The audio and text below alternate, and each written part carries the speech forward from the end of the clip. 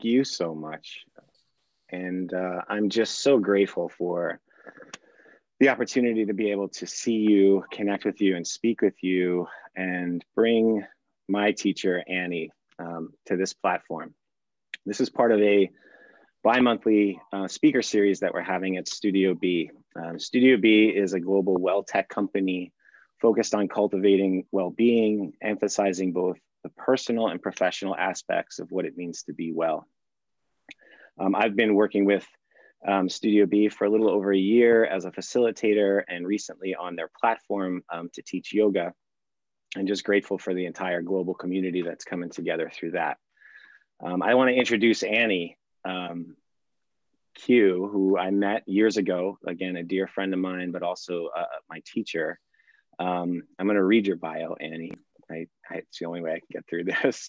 Annie Q. Simard has journeyed through her life filled with love to share, from caring for her 4 sisters and brother to her mother, and as a yoga teacher centered on the heart. She found yoga through the world of fitness, personal training, and martial arts. She completed Baptiste 200-hour YTT and Live, Love, Teach 500-hour program. She felt called to teach and called to create. Arm in arm with her best friend, who's on this call, she built the Yoga Shop, a family of studios that franchised in 2017. She's the founder of LivFree Yoga, named after her daughters, who are also on the call, Livia and Freesia. LivFree Yoga Teacher Training includes Yoga Alliance, recognized 200-hour, 300-hour, and 500-hour trainings. Most recently, her heart was called in action to create a yoga teacher training that focused on teachers of color with the intention of spreading yoga more deeply into our communities. She also loves running yoga retreats all over the world, spreading the love in any and every way she can. She believes in yoga and honestly feels that everyone can benefit from it.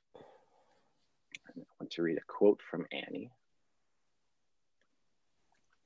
There is a moment in every class where you see a newbie on the mat, in the thick of it, all power, sweat, fear, and exhilaration. I love that moment when yoga makes its way into their body and you can see it. You can see the light come out of them. You see their amazement. You feel the excitement. You know that they get it. Man, what a gift. I have found my purpose in life. I am a teacher. Annie Q. Welcome, Annie. Thank you, Bjarni. It's a pleasure to be here. I feel very honored. Thank you. Me too.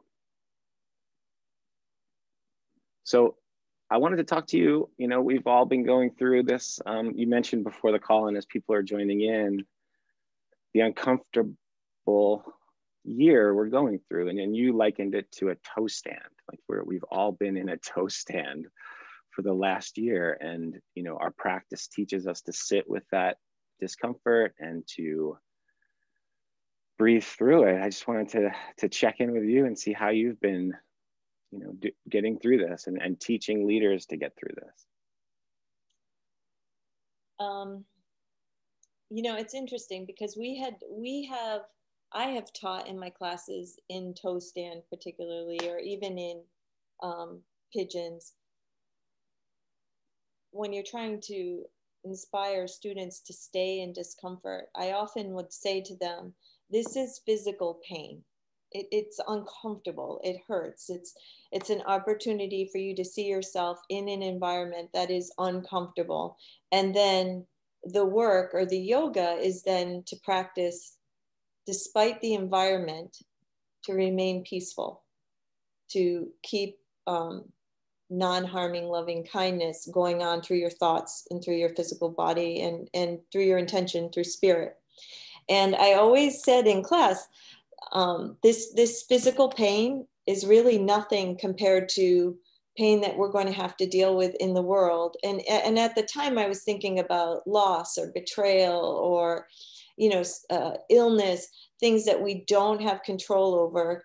And in the toe stand or in a pigeon, all you need to do is leave. Whenever you're ready, you can just leave the pose and the discomfort is over. So it's sort of like a test.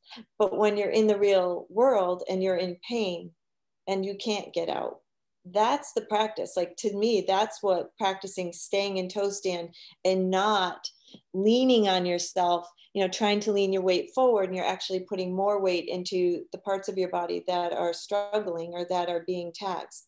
COVID has provided us with an opportunity to be very uncomfortable with no end in sight and no control. And really also no one to blame. Like, we can't blame anybody for this. We're all in it together. We can all relate to one another all over the world. So there's this common thread. And I just think for such a long hold,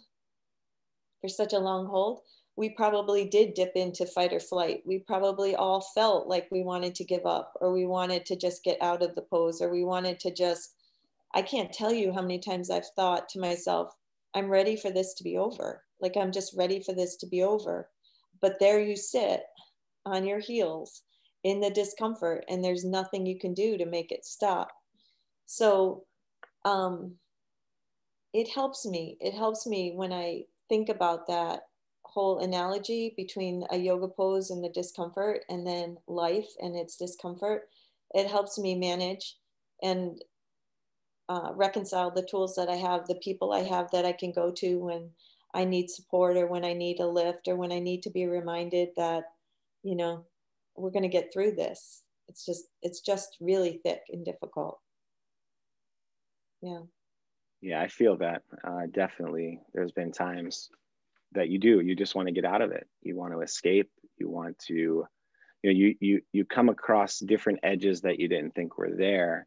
And it is so perfect of an analogy in toe stand, especially because, as a teacher, we teach toe stand, and we're watching the discomfort of our students. So the other aspect of this is just watching the discomfort of the world, remembering that we're not alone through this, right? So, a lot also with COVID was one part of this last year. The other big part that we've all kind of come across new edges is the discussion of, Black Lives Matter, and the immediate reactions to that, like what came up, and investigating that. And I really am inspired by the yoga shop and your stance and what you've done dealing with that, so it was organic. I'd like you to tell the story, if you could, about that process.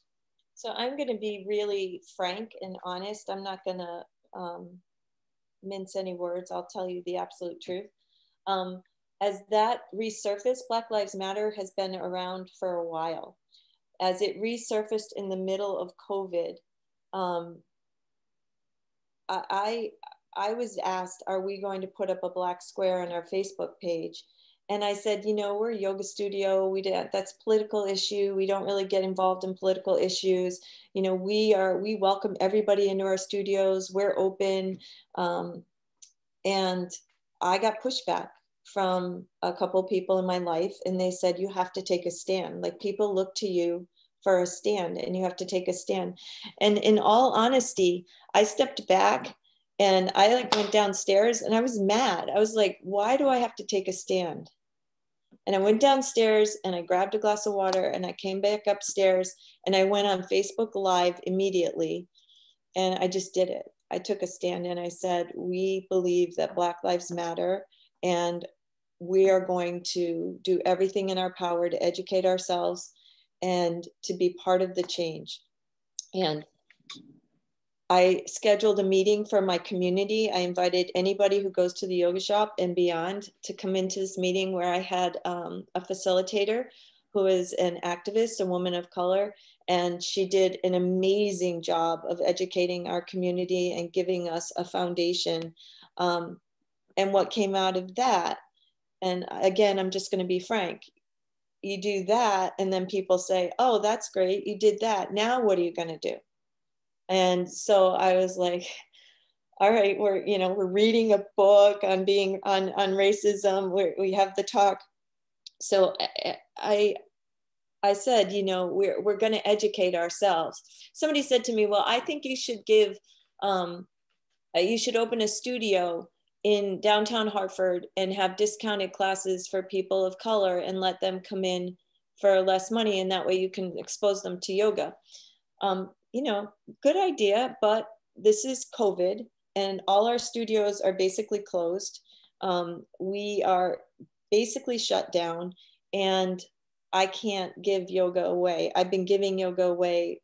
We gave free yoga from March to June. It was all free. And it's then that it hit me, you know, it's from the Bible, like, don't give them a fish, teach them to fish and they'll be able to fend for themselves. And that whole quote, and I don't know if it's from the Bible, but I know the quote, and it came to me very clearly. And I said, that's what I can do in this time in my life where I really have nothing. Like, a lot has been stripped away. A lot of my whole life is around teaching, and my yoga studios and my community is my family. And all of that was literally taken out. And I said, this is something I can do. If I have to do it alone, I can do it alone. If my team is willing to help me, then I'll have help. But I committed to running a training for people of color. And it was exclusively for people of color. And I didn't know if anybody would sign up. I said, if I get 6 people, if I get 4 people, I'm just going to run the training. And we were limited by the state of Connecticut. We could only have 25 people in a gathering. So I accepted 23 into the program. We sold out immediately. And behind me is a folder waiting for next year of people that want to do the training. We had 23 people come together. And in truth, we didn't have any idea if it was going to work, how it was going to work, what it was going to be like. But we cleared at the first meeting that we had, and this was a 40-day program. These students went to yoga teacher training Monday through Friday. My team stepped up big time, and they all covered. We had 2 teachers, 2 mentors in every session. And I've done a lot in my life. I've created a lot of things, taken a lot of risks, done a lot of big things, traveled, you know, to Bali with 3 different groups. I've taken a lot, I've done a lot. And this, I can honestly say, is what I am most proud of professionally that I've ever done, was this work that we did. This particular group of people are just amazing souls. And we went through the program raw and honest. And I just had a conversation with one of my students that graduated from that program. And she was saying, it was such a miracle that we all made it through. Like, nobody dropped out, because there was a lot of tension. There's so much tension. And inside the teacher training, everyone, there was just so much respect and love and appreciation. And it was just an amazing, amazing experience. And what I'm proud of, Bjarni, is that all of that incredible goodness came out of a lot of pain on everybody's parts. It was really profound. Yeah. I mean, you took the uncomfortable situation and you wanted to kind of look away as a yoga teacher, right? This wasn't a yoga issue. A couple points I want you to bring out is that, I've been to the yoga shop. I went to trainings there, and what I saw there were people of color in these classes, right? So, I think before the training happened, like, was there any conversations with some of the existing students, and how did that go? Like, what were did they give you a sense of a sentiment where you were surprised by something? Yes, I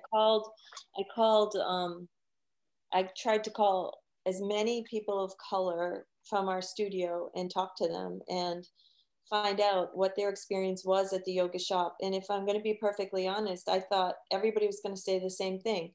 The yoga shop is a safe place, and it is a safe place. But I thought they were all going to say, we feel perfectly comfortable at the yoga shop. They all did say the yoga shop is a safe place. I always feel welcome. I always feel You know, I never feel like I'm treated differently. But every single person, and I mean every single person, said, but there are times when I look around and I'm the only person that looks like me. And it struck me like I never even considered it. And this is the part of racism that a lot of people don't acknowledge, is that we don't even acknowledge it in ourselves, that we don't even acknowledge, this is kind of deep, I don't know if this lands, but like we don't even acknowledge that, because we're welcoming them in, we're happy everybody's there, no matter what color their skin, where who they worship, whatever their educational background is, whatever it is, they are welcome. We overlook how it might feel to be in a room where nobody looks like you. And I'm going to tell you, it became very clear to me what that feels like when I was in a room full of 23 people of color. It was just me and another white privileged female in the room with them. And I was like, oh, there's a distinction.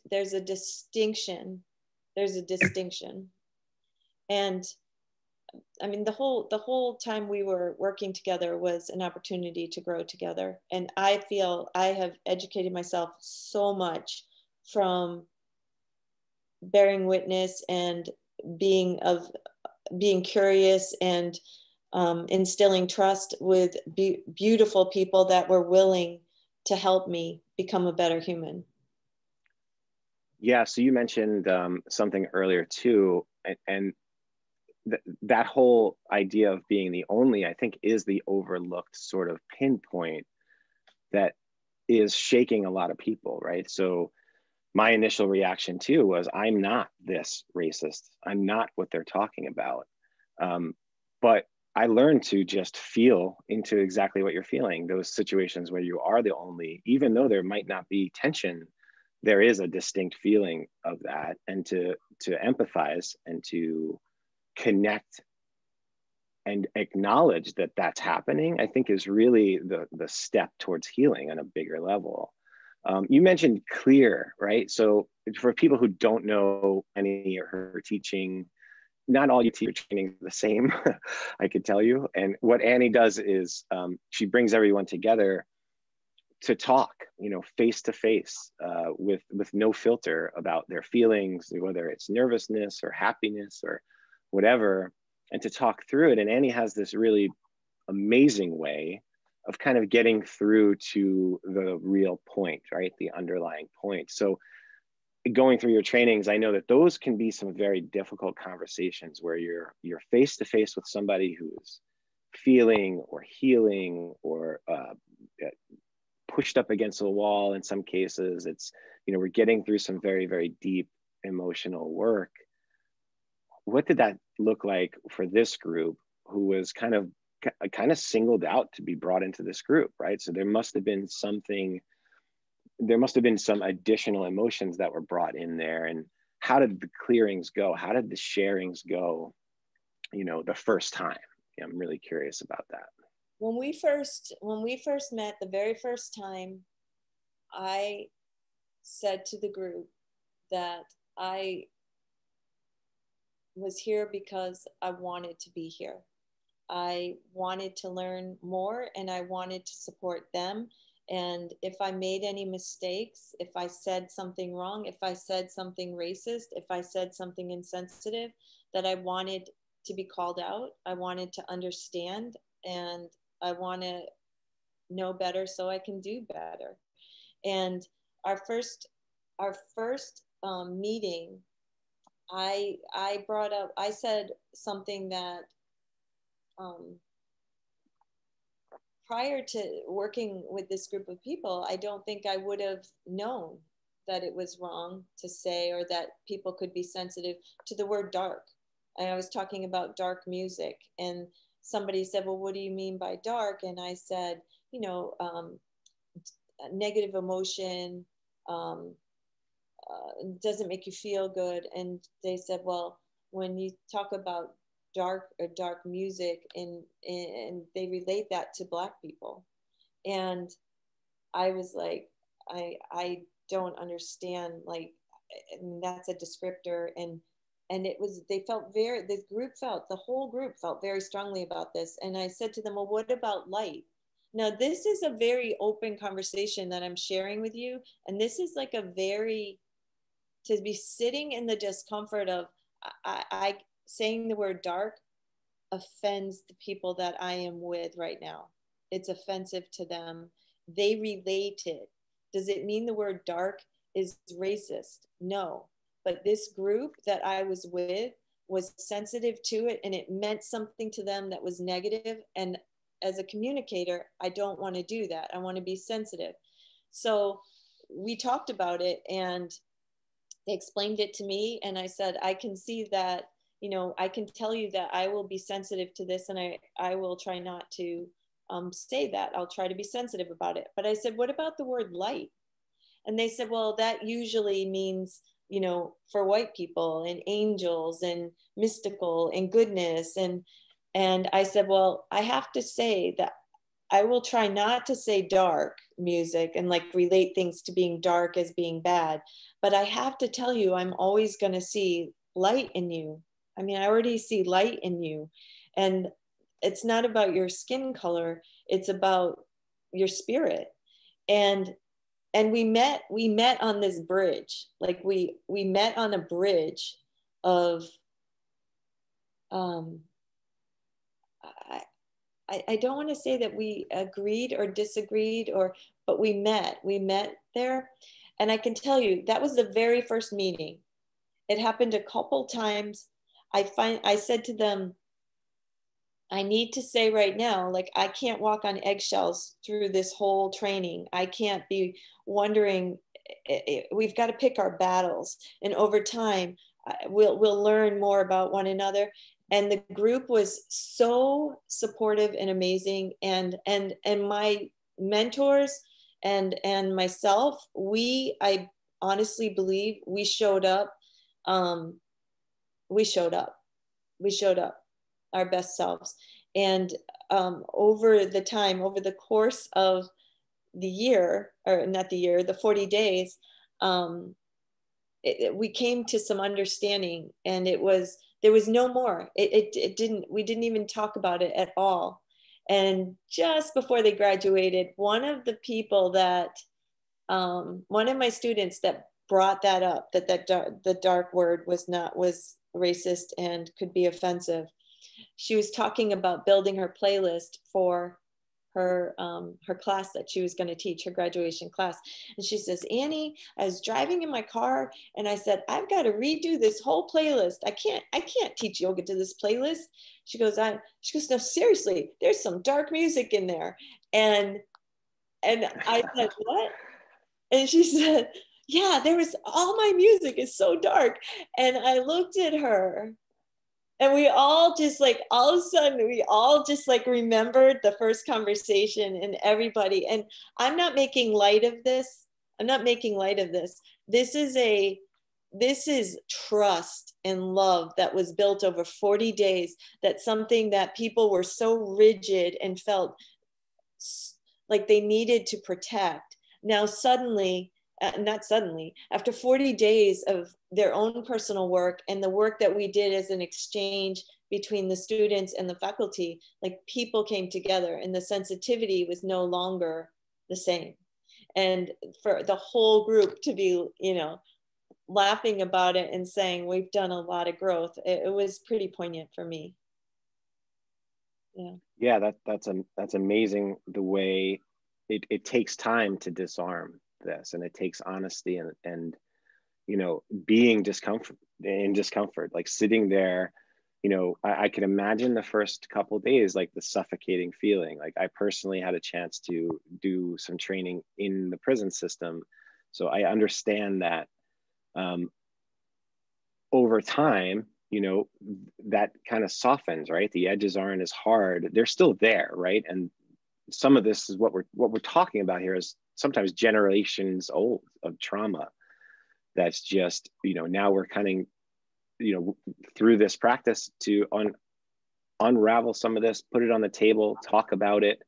And I think that that's the message that you're really sending to the world, is that, you know, we need to sit down and talk about this. We need to stop looking away or pretending or immediately becoming defensive in the fact that, you know, I'm not part of the problem. That's not what this is, right? Not at all. Not at all. Not at all.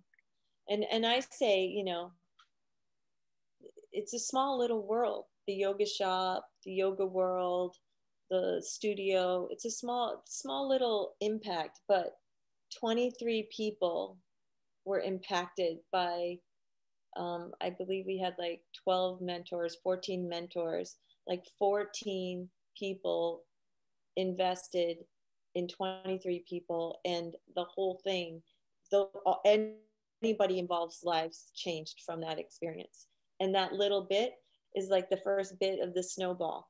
And then next year when I run it in the summer, or this year when I run it in the summer, some of those students that were in that training will now become mentors for the next group.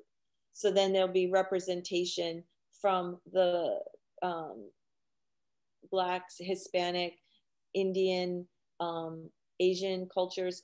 Anyone of color will start to be represented in leadership. And a lot of those students that were in that teacher training are running leadership programs now within their communities. And that's how they paid back, by the way. They paid back the program by going out and doing, giving yoga for free to their community. So they didn't just receive free yoga. They are in turn paying it back, paying it forward. Yeah, that's great. That was a message you taught me in my training. And I mentioned teaching in the prison systems. It was you that kind of took me out of my comfort zone and put me in that position. And it was, you know, just a great thing to give back, right? So I urge everyone here, there's some way somehow that you can make an impact, no matter how small. It's these tiny snowballs that are going to ripple out into the world and really make the change that we're all looking for in this coming year, coming out of this toe stand, you know? So what happens after you come out of toe stand? You just want to move around, slap your feet on the ground and dance, right? So I'm really looking forward. Circulation back, Bjarni. Yeah. The toe stand, you want to bring circulation back. Yeah. There's been a tourniquet, and there has been a tourniquet on all of us. Like, I find it even in the trainings when people are coming together, people don't know how to come together. We've lost it. It's been too long. It's been too long for us to just revert back to the way we were. We're going to have to relearn being around each other. We're going to have to relearn connecting with one another. I do believe it. Yeah, it has been too long. And for some, you know, it's been a much more challenging couple of months than for others, right? Everybody's feeling toe stand differently, right? As we're looking out. So that, I guess, you know, there's always something new, right? There's always some new version of challenge that's happening in the world. And, you know, in the US just recently, you know, the whole election, you know, I see this as a manifestation of people who just don't, you know, are not really handling it the same way other people are, right? At the end of the day, these are all still people. And I believe that they're doing the best they can. I just wanted to ask you that question. Do you believe everyone's doing the best they can through this? I feel like that's a loaded question. Yeah, I guess so. I feel, but you know what? I like a loaded question, so I'll take it. No, I don't believe everybody's doing the best they can. Okay. I would love to believe that everybody was doing the best that they could, but no, I don't believe everybody's doing the best that they could. And maybe it's because they haven't done any work around. If you're not coming from love, then and this isn't judgment, this is just my opinion. If you're not coming from love, if you're not acting with love, if there isn't love behind the way then you're not doing the best that you can. Which can mean many different things. Sorry, you're going to say something, Barbara. You're muted. You've muted yourself. Please go ahead. Oh. Um, yes, and with this forum, I think there's an opportunity for a lot more outreach. Now that we're not, necessarily coming up together, and I'm thinking, where there's more that those are going to have to relearn connection. I think this connection may become more of a permanent shift away from how so many connected prior to the pandemic. I love that idea. I love the idea of that, Russ. And you know what I believe is, if you spearhead that in your life, then that will ripple out. And even just saying it out loud, it's really, not everyone is introspective. Not everybody is on their mats doing work, both physically and mentally, stretching their bodies with yoga, but also stretching their minds with yoga. And we can all use it. And I love that perspective. May I say something? Yes, please. As you were speaking, and I totally agree, but in some ways, the pandemic, all of this that's going on, is kind of an opportunity. I kind of, I have a bizarre point of view, but I kind of look at it as an opportunity to be introspective, to like slow everything down. After the hype and the concern and, finances for people and all of that, which are very concrete and real, it's my hope, and I think some do, find a place where they have to stop. There's an opportunity to stop and look at themselves. Introspective, perhaps, but at least stopping. The introspective is really kind of way down the road. It's stopping and looking at themselves and also the world around them, and slowing down. It is an opportunity to be taken or not. 100%. 100%. And what you actually, everybody's sort of, well, not everybody, but most of us have had our lives affected by this, yeah, in some way, shape, or form. Almost everyone. And not everyone takes the space that is provided by this, whether it be your work has changed, or your holidays have changed, or whatever it is. Not everyone takes that space and is healthy with that space, Barbara. So, that we're seeing a lot of, and probably, if I'm going to be perfectly honest with everybody, probably myself, not probably, I myself, when this all happened, I went into full steam ahead. I was at the helm of the ship. I was on Facebook. I was in every single class that my teachers taught on Zoom. I was like working harder than I've ever worked in my life. And it's my comfort zone. That overwork, overachieve, overdo is my comfort zone. When we got back into the studios and things slowed down for me, where I didn't have to run a sacred circle, a Facebook page every day, get into 4 or 5 classes a day. Like, all of a sudden I had this space, and all of a sudden I was feeling what all of that busyness kept me from. Yeah.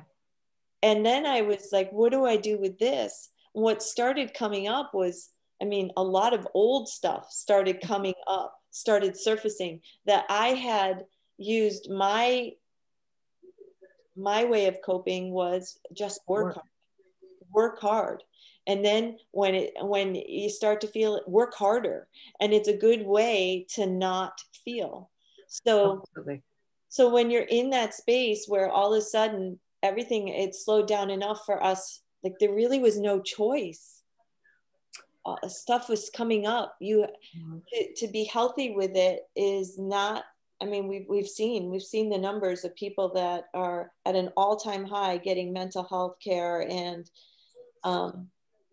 suicide is really high. There's a lot of people dealing with a lot that is coming up in this space. Absolutely. Having been a workaholic, and just recently, in the last year and a half, retiring, and then my physical thing, I absolutely was workaholic. And I'm supposed to do something with my own time. I don't have my own time. I work and I'm on call and I do, you know, and it takes time to really process that down. Fortunately, you know, with family, I was able to do that, but not everybody has that opportunity. And you're absolutely right. And it's said that kind of our society is very pushed, I'm sure, I keep talking, is pushed towards the working, you're only productive, you're only valuable if you do this. And those who don't, well, they're cast aside and homeless or whatever. Well, and we ourselves fall into that where we value we base our worth on our accomplishment. And Absolutely. you know, I feel great at the end of the day when my desk is cleared and I've done superhuman amount of work all day long, and I literally force myself to sit here and get it done. And yet ask me to go sit down and just relax, my skin is crawling. I don't know what to do. So I know I'm not alone. And I know that there's a lot of us out there that struggle with this. And COVID really did give us some opportunity to work through this and to work with ourselves and start to look at ourselves and try to understand ourselves, and then see if we can start making subtle shifts. You know what phrase I'm focused on right now is, this is my phrase: be more reasonable with yourself. Be more reasonable with yourself. Because that push all the time, excel, grow, you know, the ship's sinking, you need to paddle harder. Like, you want me on your team when the ship is sinking. Absolutely. Yeah, you want me, because I'll hold 2 paddles in each hand and paddle. But the ship is sailing, go lay down on the front dock. I have no idea how to do that, you know. So there's been some shift in my personal life around that, for sure. Work in progress, though. Yes. Yeah, work in progress. But be more reasonable with myself. I've never said those words to myself until yesterday. And I wrote them down. I'm actually going to have a sign made. I'm going to put it over my bathtub because that's where my shrine is. And I'm just going to, when I go and relax, I'm going to see those words: be more reasonable with yourself. Yeah. I don't know why I'm sharing that, Bjarni, but. I love it. And please don't apologize for the discussion. This is community, right? This is building the community. So be more reasonable with yourself. Wow. That is beautiful. And paddle faster, stop the ship from sinking. I completely resonate with that. Totally me. Also, very easy to sit down in front of the TV and binge watch for 2 hours. To sit down when the fear is there and all of that is happening for 10 minutes in your own body, in your own skin, and the fear and the acknowledgement of it is scary, you know. And that's, you know, Studio B is really here to kind of bring that mindfulness into people who normally wouldn't maybe do yoga. It's not just a yoga studio. It's learning to do that. It's learning to sit and be more reasonable with yourself. I'm inspired by that statement very much, because, you know, I'm a father too, right? So I teach my daughter. She's in her senior year going through this, and I have many more years of experience in dealing with stuff.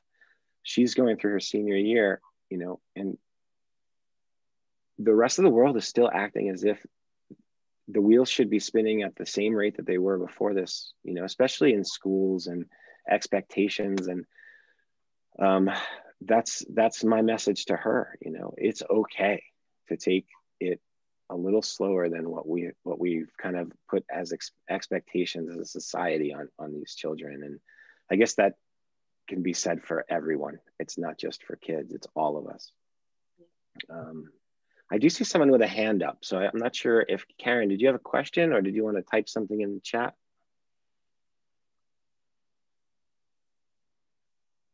Okay. Actually, Bjarni, hi. I was just saying hi. I don't understand this Zoom stuff so much, but I just wanted to let you know I was here and listening in, and Annie and all that, and just getting some good information. I wasn't sure what that hand up meant. I thought it meant hello.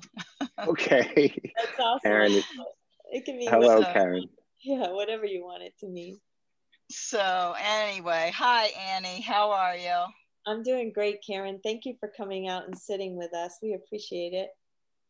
Well, I put my video on, but I'm driving home from taking my dog to the veterinarian. So I pulled over and I'm sitting in my truck because I'm going to lose service going up to the house. So I'm trying to catch a little bit of your interview and just wanted to say hi. And gosh, it's such a busy time, and I totally agree with you. I'm the paddler, you know, I'm going to do what I can and squeeze in an interview for Zoom in between taking care of 30 horses and taking my dog to the vet, you know? So, yeah. Yeah. But I love you, and I do love you all, and appreciate, you know, meeting you and all of that in the Peace of Mind teacher training program. So thank you, Karen. Very grateful to have you in connection, and that's so important. I miss that connection so much. I know. And I'm like sitting here listening to you, and I'm like, gosh, oh, it fills me with something I need. I'm not even sure what to call that, you know? It's connection, Karen. I really do believe you nailed it when you said connection. It's just all of us realizing, like even the simple statement around paddling the boat or laying on the deck of the boat, like we can all relate on some level. And knowing that you're not alone, there's comfort in that.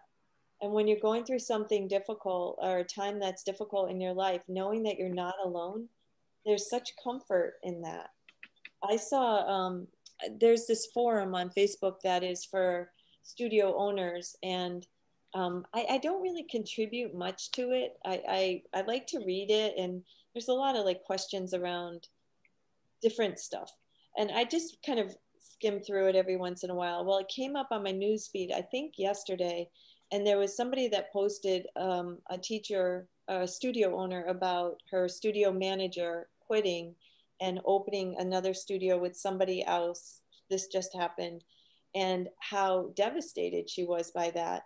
And I was reading it and I could feel it in my heart because we've had similar experiences through this whole COVID thing. I was feeling it in my heart, like, oh my God, this happened to someone else. And then there was like 80 comments about from other studios that had teachers that took off and did their own thing, or managers that, and these brick and mortar owners are trying to, you know, keep their studios. And it just, it put me in my own, it put me in my face. Like all of a sudden I was thinking, everybody's thinking, wow, look at the yoga shop. They all had it together, and then something happens and everybody just jumps ship. And there's Annie in her raincoat. I don't even have a raincoat. I wasn't dressed for this because there was no warning. Like, you know, and meanwhile, back at the farm, it's not just me, it's everybody, it's everywhere. And that connection is something that I think it's part of being a human being, is connecting to one another and not feeling alone. I think one of the most toxic things that we can feel is loneliness, and to feel that we're alone. I think it's one of the most toxic things we can feel. Yes, I agree. And I was gonna go ahead. Go ahead. I was just going to say I agree as well. Yeah, I agree. And I was reading, although it was interesting, I was reading something about how that, yeah, it's one of the most toxic from a mental and connection standpoint. There was someone in a health official in Los Angeles County whose response to that is, it's better to be lonely than sick. In response to the booming COVID cases. Yeah. So it's a really, yeah, and yet it seems they seem almost neck and neck. Yeah, I don't know. I think that's sort of a way for society, for people to try to get people to behave the way they're supposed to behave. Like, you know, I think that's sort of something you would say if you're trying to get people to do the right thing, that are questioning like, oh, I'm just lonely, and using that as a reason why they're not following the guidelines, or they're not doing what they're supposed to be doing. I do personally think that loneliness is very toxic. I think a lot of negative stuff can start happening up here. And then as it starts happening up here, it starts moving into your body. It starts moving into your spirit. And I think it can have very long-term negative effects. I think so. Nobody wants to get sick. And I know there are people on this call that have had COVID or have COVID right now, and nobody wants to be sick. Some people choose to be alone.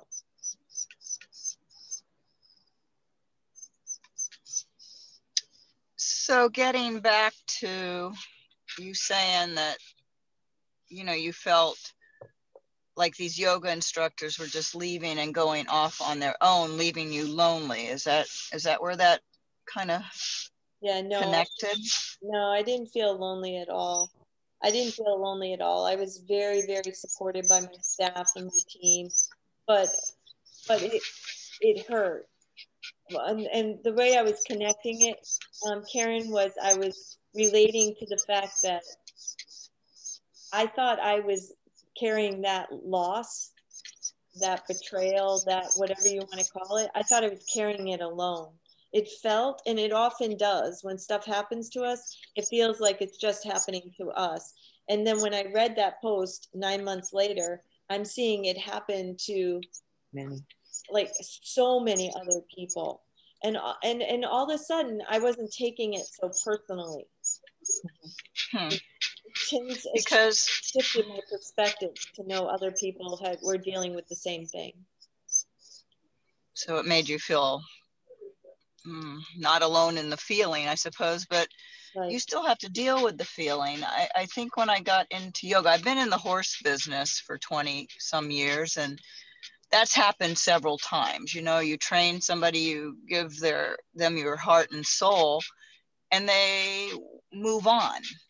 Is it betrayal, or is it just part of life? And how you deal with the hurt feelings is your own feelings. They're moving on because they are doing their best. Going back to the beginning of your first question, I think everybody's doing their best for themselves. In the process, they leave behind somebody like yourself that's hurt. And I kind of thought in the yoga business that wouldn't happen, and that people would be different. But I guess it gives me a sense of, okay, it's the same everywhere, but how are you going to move forward and feel betrayed but not hurt? Put it on a shelf and kind of let it just be there and move on yourself. I'm just trying to. I think part of it is the way that people decide to move on, that matters, the way they conduct themselves. I mean, I believe that good leaders do not create followers, good leaders create leaders. And so in doing that, you know, if you're, like you said, Karen, you're giving your heart and soul, you're teaching them everything you know. I mean, there's an expectation, or, I mean, there's a reality that they could go out and do their own thing, and they can go out and do their own thing. BE Love Yoga on the screen. She's in the call right now. She's one of my teacher trainees. She's, you know, in my master's program. She started a studio. She just opened a couple weeks ago, but she did it with such grace and dignity. There wasn't a taking there was nothing. Oh, there she is. There's nothing negative at all. It was so loving and respectful. There's I went to her class on Monday. Like, there's no negative feelings. You, of course, support the people in your community that are loving. You, of course, support them.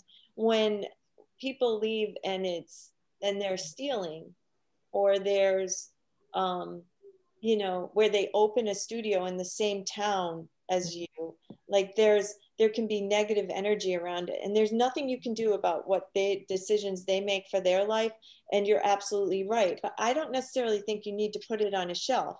I think feel what you have to feel. You go through the process of being disappointed or hurt or whatever the feelings are.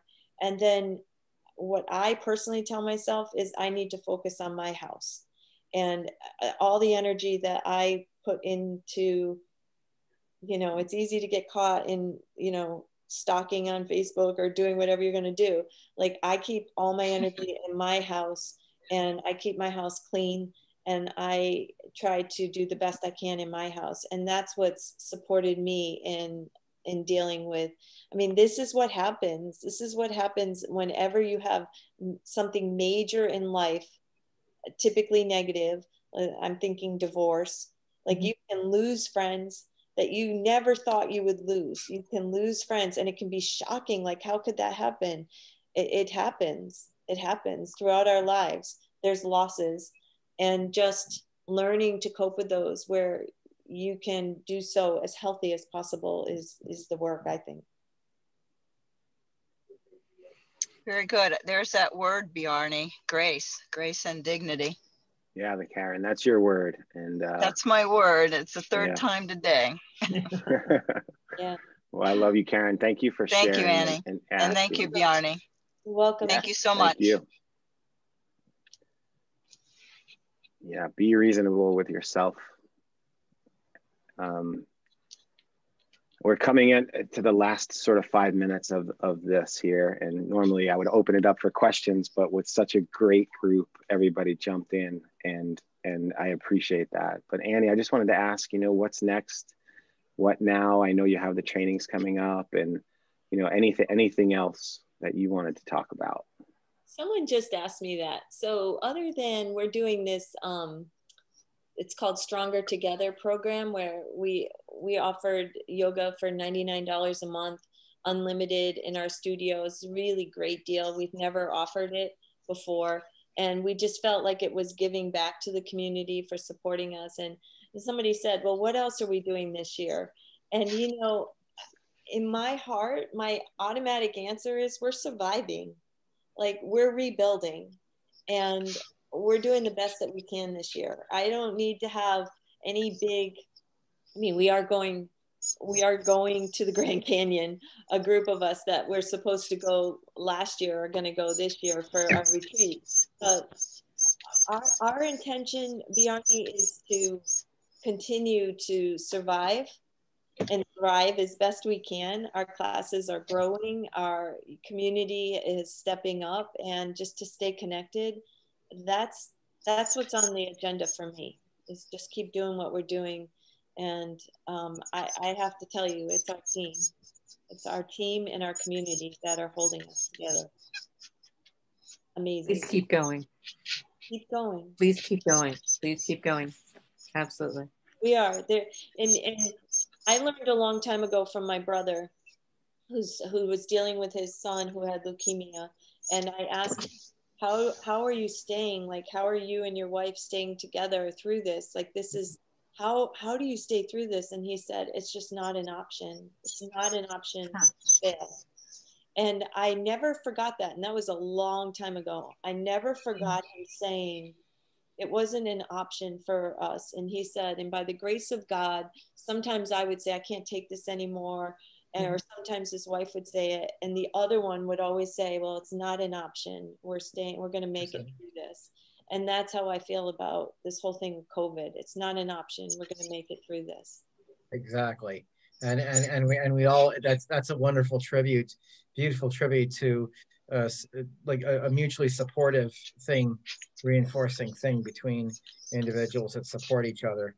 Yes. We say in Christian circles, what we're praying for everyone when particularly in their low point.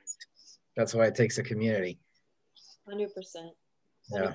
Russ. Maybe I'm not always the best community. But anyway.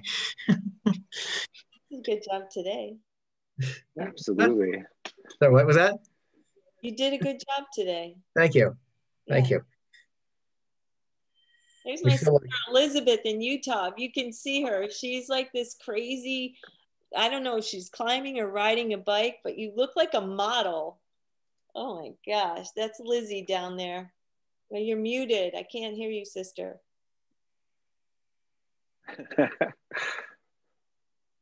We can't hear you. Yeah, we can't hear you. Yeah, she's probably like on a mountain bike or something and ready, like standing on the edge of a cliff. She lives in Moab. Yeah, see, she's in Moab, Utah. Yeah, just. I was gonna say. Yeah, yeah, she's in Moab, Utah. Thank you for coming, Lizard. I love you. Yeah. Mwah. Thank you all for showing up today to listen to us. All right, Annie.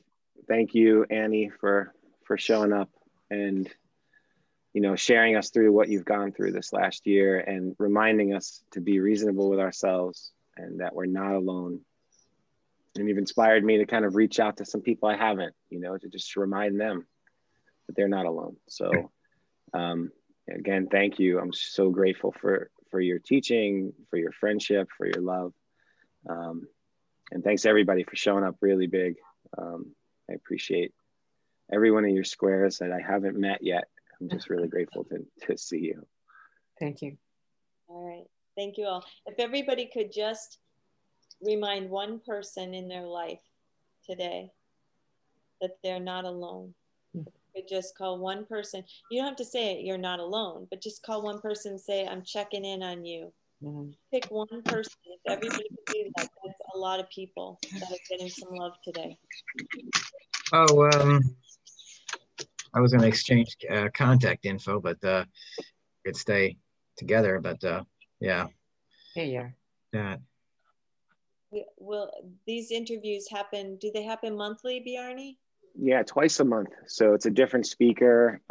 We have authors, teachers, every different type of potential people. Hi. Oh, there you are, Elizabeth. I just want to say thank you so much. You made that hill climb so comfortable and peaceful. It was pretty awesome. So love listening to you, sister. I love you, Lizzie. I love you too. Wow. Well, you guys, that was great. That's what it's all about. Just spreading the love. Thank you all so much. Thanks again. Yeah. Thank you, Annie. Thanks, Studio B.